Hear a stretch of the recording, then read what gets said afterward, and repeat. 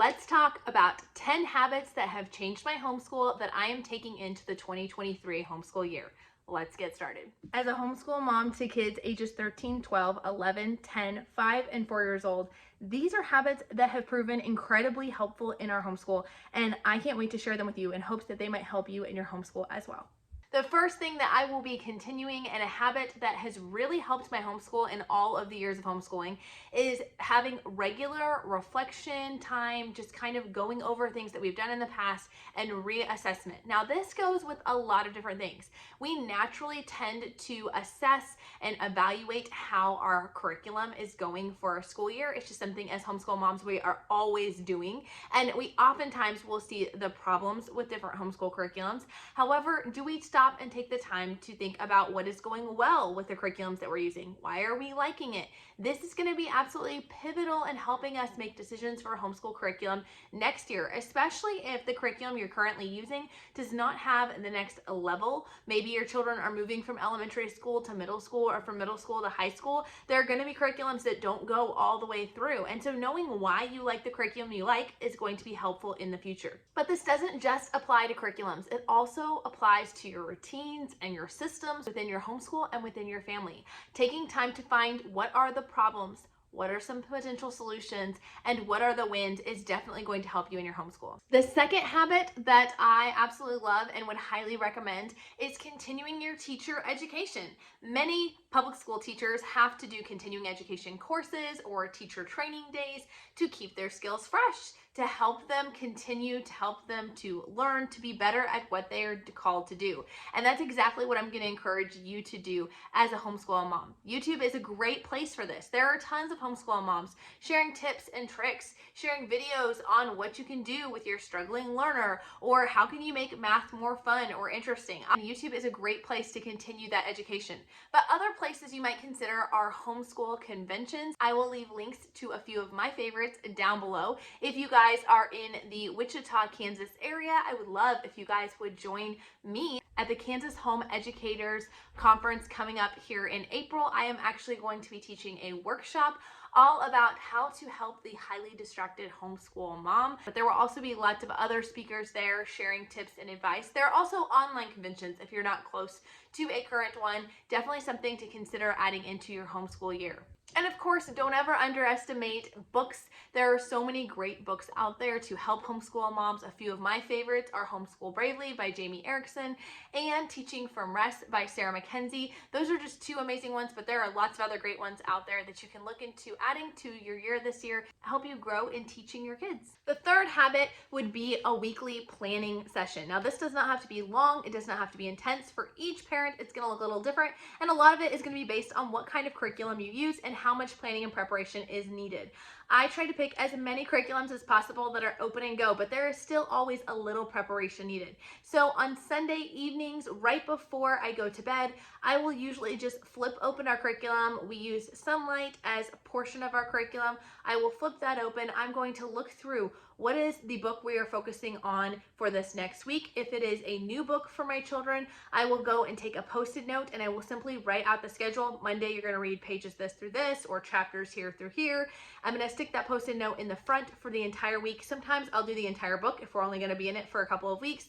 And I'll put that Post-it note in the front of the book so that that's just laying out ready for the kids to grab in the morning and to start reading. They don't have to come to me and ask for their assignments. I also have portions of my day where certain kids are listening to audiobooks. Taking the time to pick the audiobook that I want them to listen to, and then taking the time to write that on the board, or if your children have a planner, writing that in there can be really helpful. Again, it just alleviates the need for them to come to you for absolutely every little detail of the day, and helps you from having to feel like you're making large decisions on the spot. I know some moms who love to lay out their supplies or their stack of books the night beforehand. So this may not be a weekly planning session. This may just be at the end of the night that you're simply going to put your kids' books on the table stacked up so they can simply, as they finish one thing, move it to the next stack and keep track of things that way. You have to find what works for you and your family, but for me, it's just a simple 20-30 minute time. Just kind of look over what's ahead to make sure that if there's anything that needs to be printed off or anything that I need to work on, that I have that done ahead of time before we go into Monday morning. The fourth habit habit is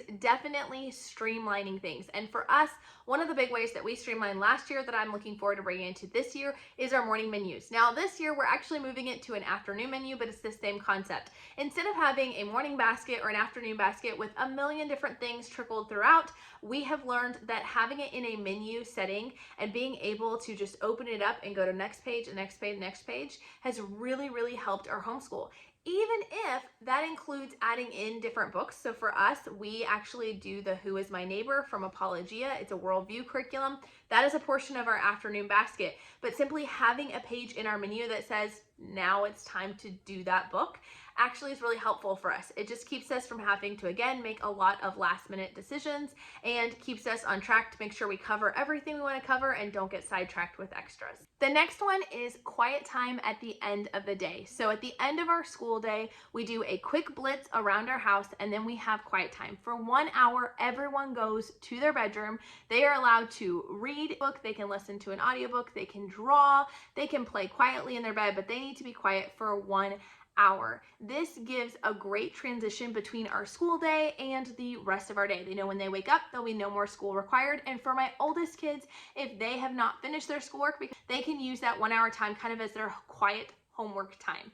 This has been so helpful for our family for many years and has been a great transition point into the rest of our day. Number 6 is having a turn-in basket. Last year we instituted this and it has been so helpful. We have a turn-in basket in our schoolroom and my kids simply, when they're done with something, they will put their items in that turn-in basket and that visually lets me know that they need that item checked. When I have a chance in my school day, I can go over to the basket, I can call that child up, and we can go over their work. This works great for their IEW Fix-It Grammar, or if they need a spelling test, I'll have them simply put their spelling book in there. With Sunlight, they do their assigned reading, and then I have reading comprehension questions that I go over with them every single day. So the second they're done with their reading, they put that book in the basket. That lets me know they're ready for their questions.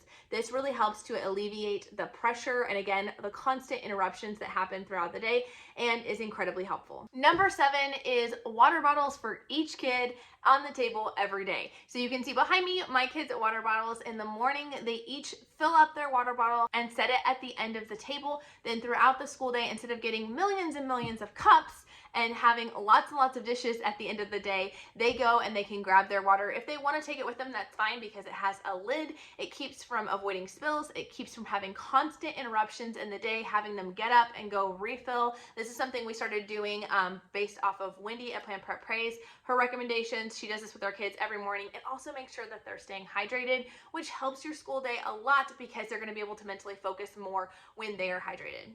The next one goes right along with the staying hydrated, and that is having dedicated alarms for snack time, but we also do it for the beginning of our school day and alarms for the beginning of our afternoon meeting or afternoon basket time.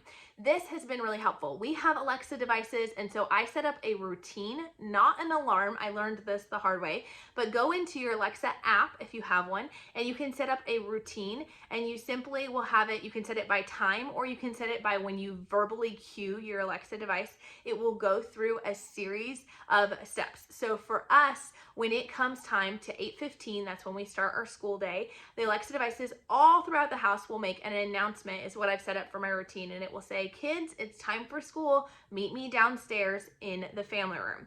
And then at 10 o'clock, it goes, kids, it's time for snack, everybody grab something.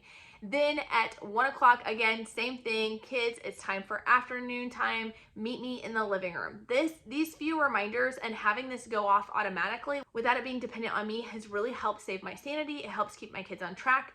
And having those snack time alarms keeps my kids from constantly being distracted, asking, when is snack time? How much more till snack time? They know that Alexa will alert them no matter where they are in the house. If you do not have Alexa device, do not worry. You can do the same kind of thing with alarms on your phone or even alarms that you can set on any household device. The 9th habit that we are taking into 2023 is continuing to put my phone up on the charger at the beginning of the school day. So when that 8:15 alarm goes off, I have one of my kids take my phone, they set it on the charger, and then I have my Apple Watch that I wear with me during the school day so that I don't miss any phone calls or texts that are pertinent, but I don't have the distraction of my typical phone. This is hugely helpful. If you do not have an Apple Watch, that's totally fine, but maybe just set your phone in earshot, but not within your hands. It is so easy to get distracted, to answer a quick text and end up opening Facebook or Instagram, or even if you're not on social media, just getting down the rabbit hole of emails. So I would recommend setting that phone away, putting it away, helping you have